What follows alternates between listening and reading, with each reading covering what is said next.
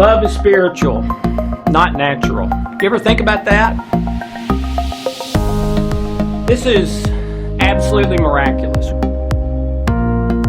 With love, you get the results now.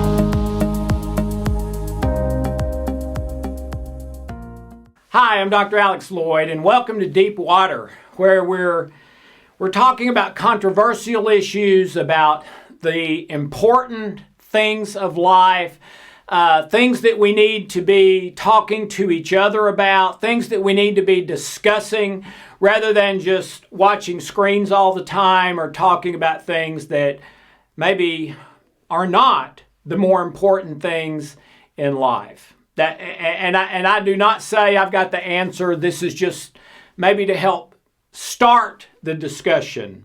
But invite someone over for pizza. Go out to lunch with someone. Say, hey, would you mind if we, talk about some life issues, to discuss some deep stuff about life? And I promise you this, some may not want to do that, but you'll find ones that do. And as you talk about those issues, that friendship will grow like it is on super grow food. When you discuss these things with people in a kind, loving way, your relationship with them gets better and usually fast. Because it's intimacy. To talk about these deep, controversial, sometimes vulnerable things creates intimacy. And that's what we all crave. I'm not talking sexual intimacy. I'm talking spiritual, mental, kind of heart-to-heart stuff. Okay, today I want to talk a little bit about when someone close to you is in pain.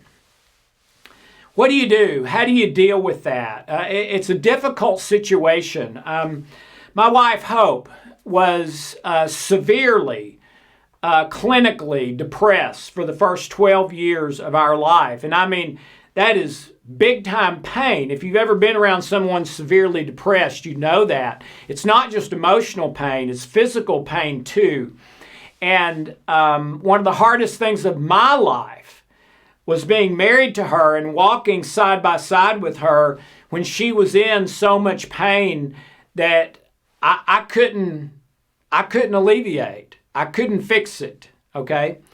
But whether it's a significant other or a child or a neighbor or somebody at work or whatever, I think we always need to have our radar on for people around us when they are in pain, because someone who's in pain typically needs help. Now, they may not need for you to fix it. They may not need for you to say this is the way out of it. They may just need support and encouragement and love. But anyone who's in any kind of pain can use your help if your help is right and what it should be. So let me talk a little bit about that. To me, if someone close to you is in pain, the first thing you need to look at is where am I coming from as far as this person is concerned? Do I like them? Do I not like them? Do I judge them? Do I not judge them? And then even more importantly, why would I do something to help them? And the reason I say that is because so many times when people do something to help someone else, they're doing it for themselves, not for the other person. They're doing it so the other person will like them. They're doing it expecting something in return, even if the something is just thank you or praise or whatever, all right?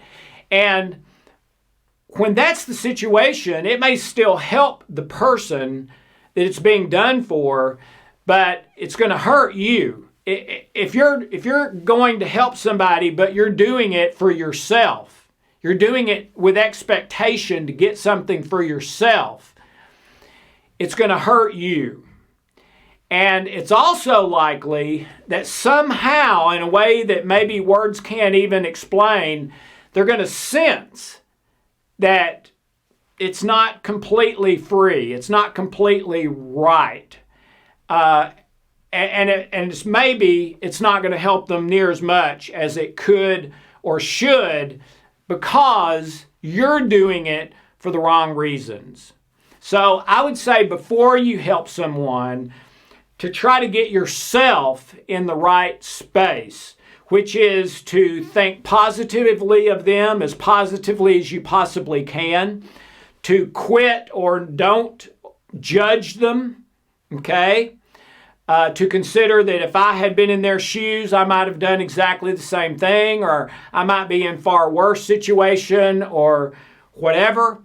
And most importantly, can I do this without expecting anything in return, even a thank you, even a smile, but do it 100% just to love that person, just to help that person, just to be of benefit to them in this painful situation somehow, because I'll be in a painful situation in my life sometime too. So that golden rule thing, let me treat them the way I would like to be treated. Or what I call the platinum rule, even though it's still really the golden rule, to treat people the way they would like to be treated. Because everyone's different. And what works for one person may not be that great for another. So what do they like? And let me try to treat them that way. But so try to be positive, try to get rid of judgment, try to put aside any negative things from the past, and to go without expectation, just to help and nothing else. All right? And I think if you can do that, then you can be of great benefit to that person. And by the way, whether someone is in pain or not, all of those things I just said are the way you should live your life every day. Okay? Don't judge other people. Try to be as positive as you can, as long as it's the truth. Don't take it past the truth to where it's not true, because then it's a lie. And a lie detector test is a stress test, so that'll spike your stress. But be as positive as you can while still being truthful. Don't judge other people, and make sure whatever you do not expecting anything in return. You're doing because you believe it's the right thing to do, that it's love-based, truth-based, kind, it's treating others the way I would like to be treated, etc. Okay? So that also holds just for the way you live your life, but especially if you're going to try to help someone who's in pain, because you could make their pain worse, okay? You go to try to help them, and they really do have the alarms going off. They don't care a thing about me. They're here for themselves. Well, that'll make their pain worse, and they'll want you to get away from them, most likely. When you go to help them, sometimes the things that you would not think of first as being a help might be the biggest help. I knew a guy one time whose wife died very unexpectedly and at a young age in her 40s. And it was just absolutely devastating. They had like 4 or 5 young children at the time. Excuse me. And it was devastating to them and devastating to everyone around them. And there were a lot of people around them. And as the husband was thanking people later and was up giving at a little podium, basically saying thank you to everyone that had helped, he said something fascinating to me. He mentioned a number of people that came to help, and then he mentioned this one person, and he said, "This is the person that helped me the most." And then he described what that person did. And what the person did is they came in, they said, "I'm so sorry. If there's anything at all you need, just let me know and I will do it." And then the person went over and sat literally on the floor in the corner and just prayed for him all day. And that was it. I mean, I imagine he got up to use the restroom a time or two or get a drink of water or something, but that was it. And I think it was for more than one day. So he's like, went home, went to bed, came back the next day. I'm so sorry. Is it okay if I sit over in this corner and pray for you again today? And did that. But he wasn't the person who had the great words of wisdom. Didn't spend a lot of money to do this or that. Very low key. But the gentleman whose wife had died said, that's the one that helped me the most. That's the one that meant the most to me. And I believe things like that are what we think of and come up with when we're going to help someone in pain from the right place, without expectation, with no judgment, saying, okay, let me treat this person the way I would want to be treated. And that means doing what they like, doing what is a help to them, which may be very different from me, okay? And I believe if you can do that, and I believe everyone can, as long as they're coming from the right place, it can make an absolutely monumental night and day difference in that person's pain and what they're going through and the length of time they have to go through it and all of the above. Okay? So I think one thing that helps a lot of people a lot in those situations are acts of service. Okay? Aside just, I'm going to sit here and anything you need a glass of water, you need me to go get food, tell me and you got it. Okay? But on the other hand, maybe saying, you know what, they really like Kentucky Fried Chicken. So I'm not even going to ask. I'm just going to go get a bucket of chicken. Now don't go get Wendy's, which is your favorite thing. You know, that's what you would want if it was you. No, don't do that. What's their favorite thing? What would they want? And go get that.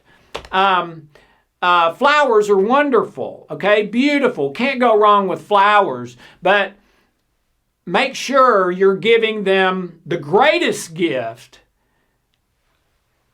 of you along with the flowers. So not only just flowers, but taking some time to, oh, I'm so sorry, and I'm praying for you, and is there anything I can do? But without being unobtrusive, without needing to make a show, without needing to get something in return, etc. So, if you can anticipate someone's needs like that. When my mother died, which was one of the biggest traumas of my life, I was in my 20s, she died early, and I was just absolutely devastated.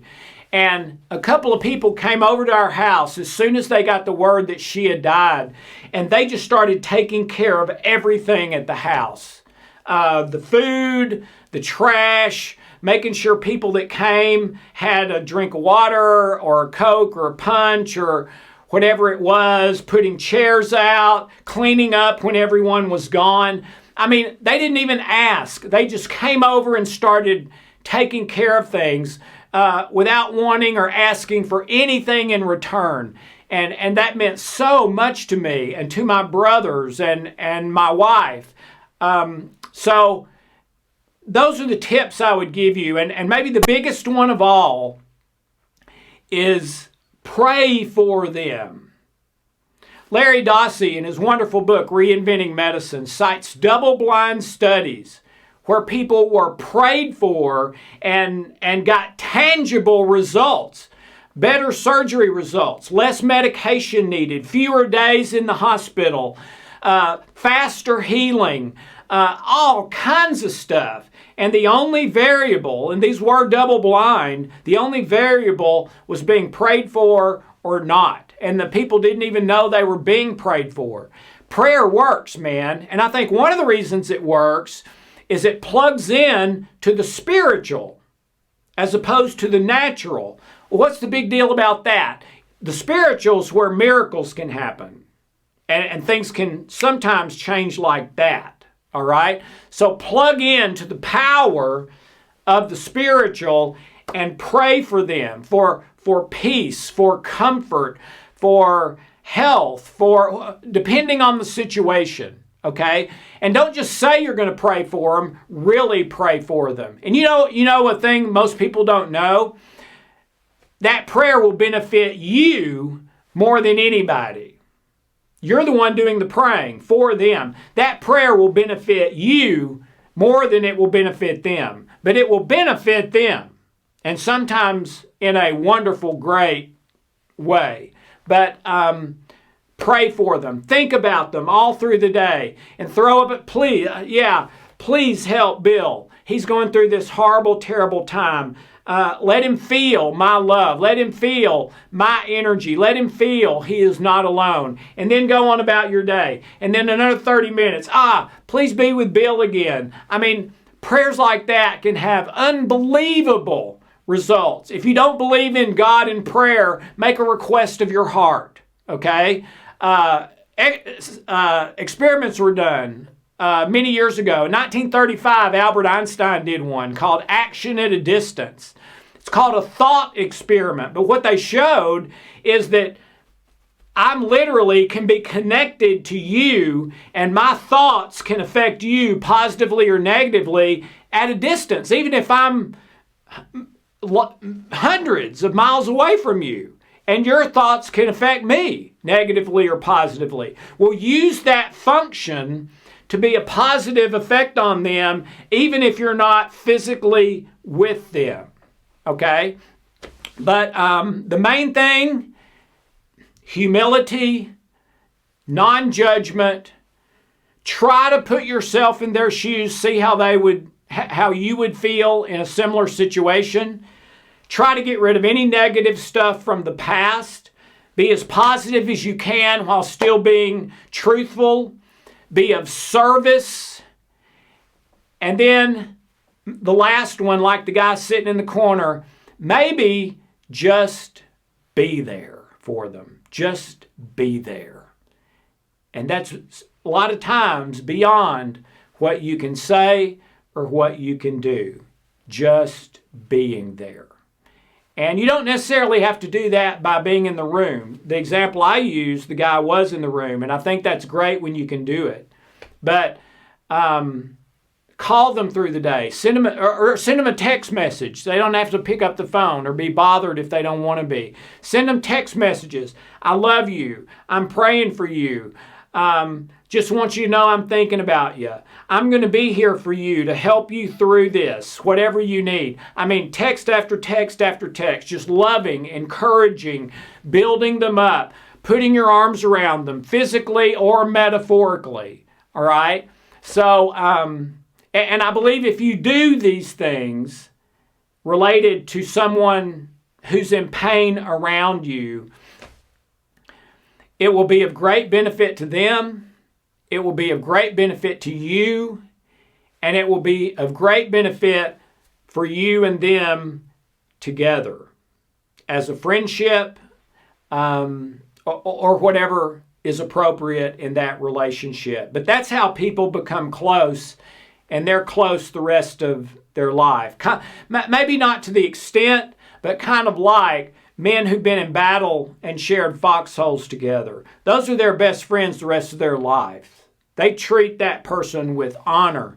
That's their go-to person. They know they've got my back and I've got theirs. Well, maybe not to the extent of in a foxhole, but this can build a similar kind of situation that can last a lifetime. So sometimes a person being in pain is also an opportunity for them and for you. For the person in pain, if that's you, you have to persevere. M. Scott Peck, a medical doctor who wrote the runaway bestseller, The Road Less Traveled, said the reason that most people don't change is because to change, you have to go through chaos. And chaos means pain. So when people get to chaos and feel the pain, they go back to what was comfortable, which means they never get to the other side of chaos, which is love, or success or health or happiness, sadly, they never get to it. Because for anyone to get to that, you have to go through pain. So help them persevere. Help them hang on, maybe even if it's just by their fingernails. Be there, encourage, love, join hands, whatever. And it will be a blessing to them and a blessing to you and a blessing to the two of you together. Win, win, win. So if you are in pain or someone around you or close to you is, I'm praying for you. I don't know who you are, but God does. And I pray for those things every day and people who might hear or read something that I say. So God be with you, and go in love and truth and what is right and what is in their best interest and what they would most like, kindness, and there's no way you can lose. You don't have to come up with the perfect words or the perfect thing. If you do it like that, you can't do it wrong. So hope that helps, and I hope you have a wonderful, blessed day.